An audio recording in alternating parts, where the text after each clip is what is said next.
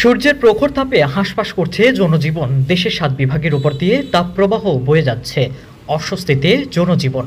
এমন পরিস্থিতিতেই সুসংবাদ দিয়েছে আবহাওয়া অফিস।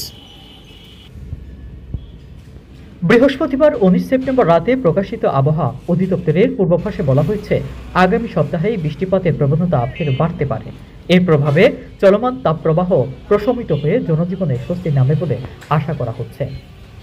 আবহাওয়াবিদ ওমর ফারুক স্বাক্ষরিত সংবাদ বিজ্ঞপ্তিতে বলা হয়েছে, রাঙামাটি, ফেনী ও ব্রাহ্মণবাড়িয়া জেলাসহ রংপুর, রাজশাহী, ময়মনসিংহ, ঢাকা, খুলনা, বরিশাল ও সিলেট বিভাগের উপর দিয়ে মৃদু তাপপ্রবাহ বয়ে যাচ্ছে এবং তা আগামী ৩ দিন অব্যাহত থাকতে পারে। তবে কম সক্রিয় মৌসুমী বায়ুর প্রভাবে দেশের কিছু অঞ্চলেও এ সময় বৃষ্টিপাতের সম্ভাবনা দেখা যাচ্ছে। বৃহস্পতিবার সন্ধ্যা ৬টা থেকে পরবর্তী ৭২ ঘন্টার আবহাওয়ার পূর্বাভাসে বলা হয়েছে, প্রথম ২৪ ঘন্টায় চট্টগ্রাম ও সিলেট বিভাগের কিছু কিছু জায়গায় এবং রংপুর, রাজশাহী, ময়মনসিংহ, ঢাকা, খুলনা ও বরিশাল বিভাগের ২-১ জায়গায় দমকা হাওয়াসহ বৃষ্টির সম্ভাবনা রয়েছে।